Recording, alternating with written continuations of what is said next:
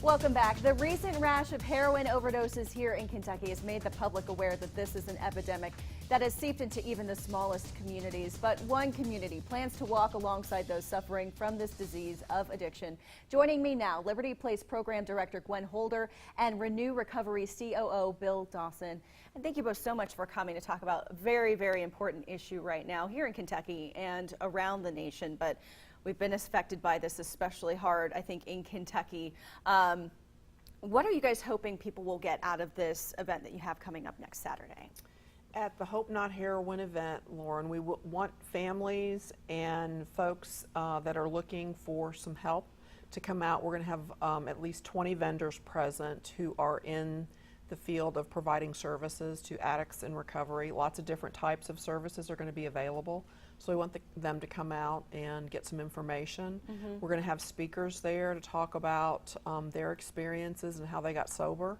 We're going to be doing a walk, and we're also going to be having a candlelight vigil. So it's a strong message that hope is possible. A lot of times in the news we see sad stories over and over again, and you start to feel overwhelmed. Right. And so we want this to be a really positive event, and for people to walk away with information about what to do if they have a loved one that's suffering. And you guys work on the front lines at your recovery centers of this actual addiction problem, this epidemic. Bill, I'm curious what you think some of the biggest hurdles we're facing right now as a society are, and what these addicts are facing. Sure, absolutely.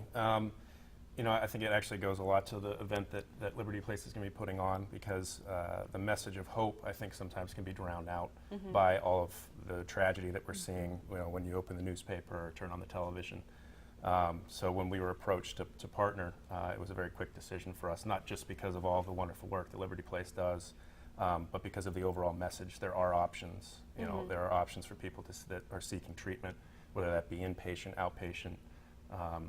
You know, there's hope. Right.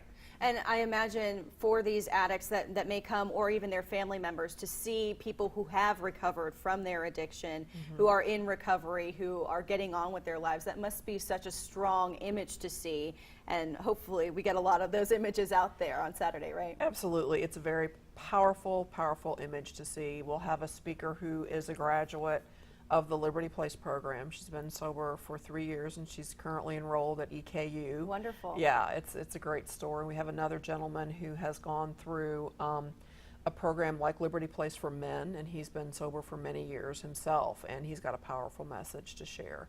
So it is important for people to see examples of what living in recovery is. Right, right. And that may be the catalyst to getting more people into recovery programs like your all's, and finally getting that help that they need.